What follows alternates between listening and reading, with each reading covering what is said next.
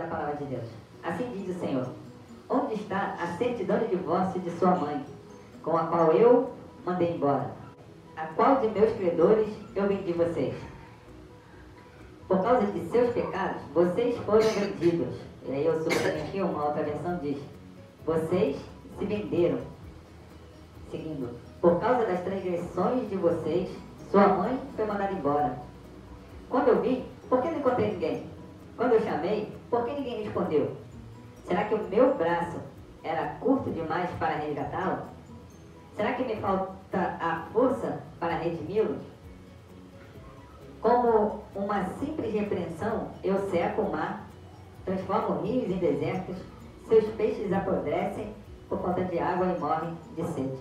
Visto os céus com trevas e faço da veste de lamento a sua cobertura. Deus aqui começa perguntando sobre a causa de nós nos distanciarmos dele. Quando ele fala, cadê a certidão de divórcio, ele está dizendo assim, eu mandei alguém embora, eu dei, porque antigamente era assim, né? O marido chegava e escrevia e falava assim, ó, mete o pé, coroa. E aí arrumava uma novinha, né? Não, isso é agora, né? Mas antigamente também, né? Mas os primeiros versículos iniciam-se assim. Deus está perguntando por que a gente se afastou dele. Entre outras, ele já está assim, rascunhando uma resposta. Quando ele diz assim, por causa dos seus pecados, vocês se venderam. Quanto custa o pecado? A Bíblia diz que o salário do pecado é a morte. Mas a gente precisa ir mais a fundo. Porque muita gente acha que o pecado é gratuito. É ao contrário. A graça de Deus que é grátis. O pecado tem o seu preço. E aí quando Deus está falando aqui, ó, cadê os meus credores?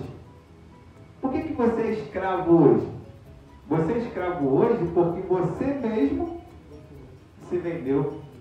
Né? Aí, por causa de seus pecados, vocês foram vendidos. E na outra tradução que eu citei, vocês se venderam pelo pecado. O pecado é algo tão caro que ele precisa ser pago com a vida. E tem muita gente brincando com o pecado, se esquecendo que o adiantamento do pecado é a escravidão. Se o salário do pecado é a morte, o adiantamento do pecado é a escravidão. O diabo vem, coloca correntes, coloca algemas, coleira em muita gente e a pessoa fica ali, como se fosse um cachorrinho do cão. Desculpa aí a brincadeira. Mas Deus fala assim, ó, eu nem repreendi vocês, né? Aí continuando, né, quando ele fala, com uma simples repreensão, eu seco o mar, eu cubro o céu de trevas. Ou seja, eu nem falei nada com vocês, vocês já estão magoados, vocês já estão virando as costas, vocês já estão aborrecidos. Precisamos entender que Deus nos ama e nos quer perto dele. Agora, se nós nos distanciamos de Deus, é por conta do nosso pecado. Se nós não estamos ouvindo a Deus, é por causa do nosso pecado. Se nós não estamos entendendo a voz de Deus, é por causa dos nossos pecados. Porque os nossos pecados é que fazem separação entre nós e o Senhor. Seguindo o versículo 4. O soberano Senhor deu-me uma língua instruída. Em outra versão diz, deu-me uma linguagem erudita para conhecer a palavra e sustentar o exausto ou consolar, em outras versões, né? Ele me acorda de manhã após manhã, desperta meu ouvido para escutar como alguém que é ensinado. O Senhor soberano abriu os meus ouvidos e eu não tenho sido rebelde. Eu não me afastei. É aqueles que ouvem a Deus, aqueles que ouvem a palavra de Deus, não se afastam dele, e como a gente está estudando, né, eles estão aí a caminho, saindo do exílio, então não se afastam de Deus por nada, embora tenha consequências pesadas para quem é de Deus. Né? Se a gente for continuar pensando nessas questões de custo, a coisa mais cara que existe é você servir a Deus. Porque servir a Deus com alegria, né? Ser de Deus focado na misericórdia, na humildade, no amor, custa muito caro. custa tão caro que os próximos versículos já venham falando sobre exatamente isso. Ofereci minhas costas para aqueles que me batiam, meu rosto para aqueles que arrancavam minha barba. Não escondi a face da zombaria e da cuspida, porque o Senhor soberano me ajuda. Não serei constrangido. E aí fica meio, né, salgado, engasga a palavra. Aí ele está falando, descrevendo, revelando a Cristo, como você está citando, mas é estranho você falar assim, ó, eu estou apanhando, eu estou sofrendo, eu estou rastejando, eu estou doente, eu estou preso, né, como a gente viu, eu estou sem dinheiro, fui largado, minha mãe não me entende, meu marido não me entende. É algo nesse sentido, e depois vem essa palavra, porque o Senhor soberano me ajuda. Deus te ajuda em quê? Em que Deus está ajudando alguém que está apanhando, está levando cuspida na cara, e ainda fala, e eu não serei constrangido? E na outra versão da King James diz, eu não serei desonrado. Aqui está confundido. Confundido, né? Em outra versão, envergonhado, mas o cerne é isso, é desonrado. Imagina, você apanhou, cuspiram na tua cara, você não foi desonrado? No espiritual não, mas Tá sendo no espiritual. pra gente ser humano. Deus está ajudando o cara a suportar isso. Deus está ajudando o quê? A suportar Só isso. tá ali, persevera. Meu irmão, tudo que os homens nos façam não nos garante nem honra e nem desonra. A honra é uma questão de Deus. Você pode decidir, eu tomei um soco na cara, até estava comentando, mas fui honrado por Deus. Posso ter sido envergonhado diante dos homens. O homem que me bateu pode até ter achado que eu sou menor que ele, mas é quando eu diminuo que o Senhor cresce. É quando eu sofro as consequências dessa vida, tanto dos meus erros quanto das injustiças desse mundo, é que Deus me honra. Porque a honra de Deus não tem a ver com o carro que eu dirijo, com a casa que eu tenho, com os meus bens, com o que eu sofro ou o que eu deixo de sofrer. Deus não trabalha nesse plano material, carnal.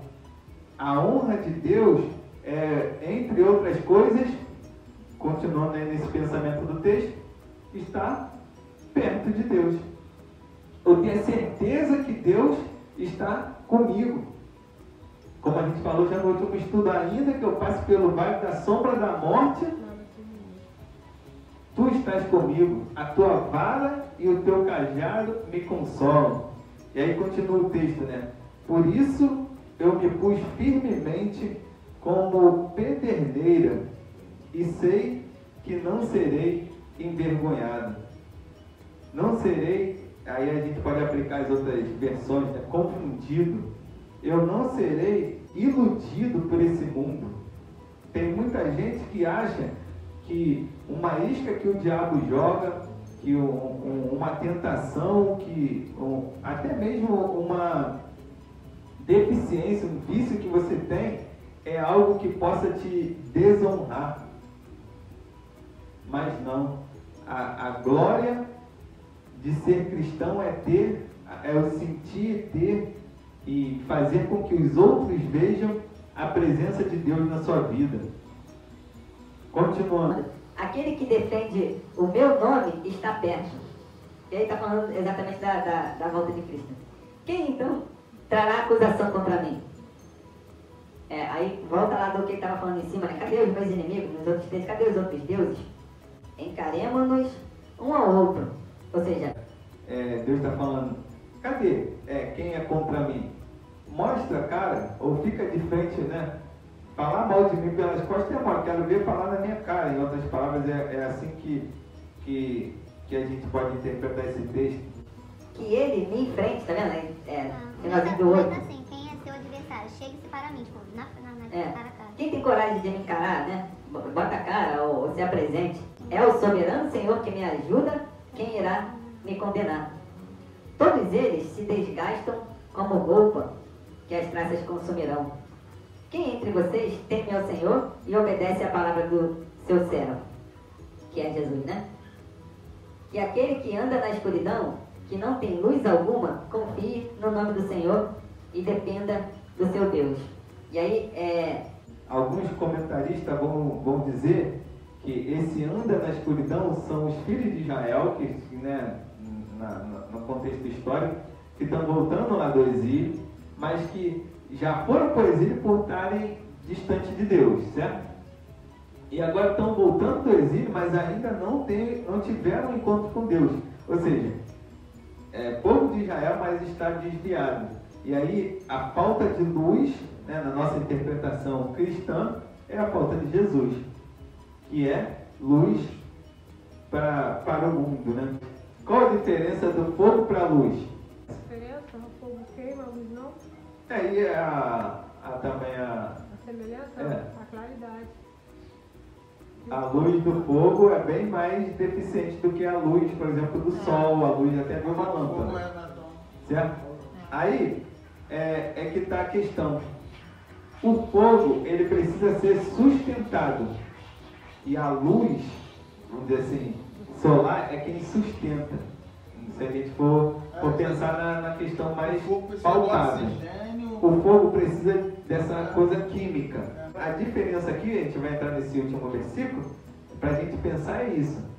A diferença é que o fogo é coisa que nós fazemos, é coisa que nós fabricamos, que nós inventamos. Né? Claro que com a permissão de Deus. Mas o sol, quem inventou o sol?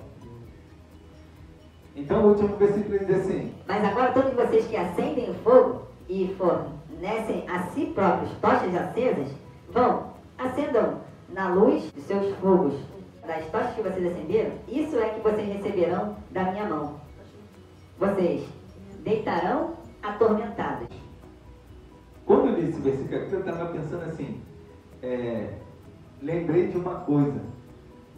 Não foi uma nem duas, mas eu já vi vários relatos, já vi algumas casas que foram queimadas justamente porque alguém acendeu uma vela para uma representação, para alguém que poderia trazer algum tipo de proteção.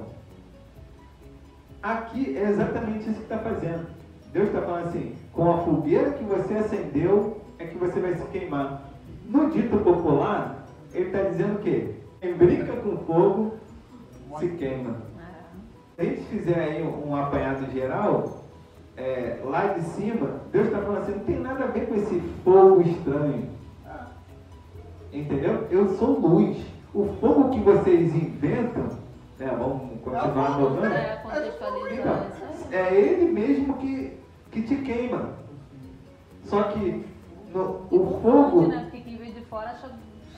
O fogo é fogo, né? Mas a luz é vida. O fogo vem para refinar, vem para, né, vamos dizer, cozinhar, fazer outras coisas. Mas a luz é para limpar, para iluminar, para trazer clareza, para trazer vida. E tem muita gente que está assim, ó, o versículo é muito claro e a participação do Hélio também é muito boa. Porque assim, você quer fogo? É como se Deus falasse assim, o fogo que tanto te atrai, que o fogo atrai, eu queimo muitas coisas lá no quintal e tal, até para fazer adubo, as cinzas é muito boa. Então, o fogo é bonito, é atraente, ele aquece do frio, mas Deus é luz. O Espírito Santo de Deus, ele precisa brilhar através de nós, não como um fogo, porque o fogo, ele vai causar danos. Mas o fogo é purificador, mas tem outras passagens que vai falar que o fogo vem de Deus, o fogo é do Senhor, teve a sarça ardente, teve tudo, mas o que a gente está vendo aqui é que Deus está falando assim, onde você tacar fogo, ou se você tacar fogo em alguma coisa, você vai se queimar. Quem brinca com fogo se queima. E aqui os últimos versículos estão dizendo exatamente isso. Acorda. Vamos entender que enquanto tem muita gente procurando se satisfazer com fogo, com isso, o diabo está em volta assim, ó, esperando um minuto para te empurrar na fogueira. E aqui há alguns estudiosos que vão dizer isso. Enquanto eles voltavam pelo caminho, ao invés deles buscarem a Deus, né, louvarem a Deus como houve no deserto, o que acontecia no deserto? O fogo, uma nuvem de fogo, mas era o fogo de Deus. E não o fogo que eles tacavam fogo aí, é como se fosse isso. Ó, em vez de vocês ficarem procurando acender fogueira, busque a Deus que Ele vai mandar a luz para a sua noite, para te aquecer. E o fogo do Senhor, ele não tem o start nos homens. Entendeu? Por exemplo, nos momentos em que a gente vê a sarça, quem tacou fogo lá? Nos momentos que a gente vê o povo no deserto, quem acendia o fogo? Era um culto? Era uma música? Não, era Deus. Então, mesmo que a gente tenha várias passagens falando sobre fogo da Bíblia, sobre fogo que consome e tal, é Deus que inicia e sustenta. Não sou eu que levanto, que eu começo a gritar e que eu fico profetizando. Então que a gente entenda isso. Deus está falando e a gente precisa buscar entendimento na palavra de Deus para a gente não se perder e acabar também não se queimando e não transparecendo para os outros que Deus é uma brincadeira que todo mundo fica dançando, pulando e ainda queimando o filme do Evangelho, vamos dizer assim.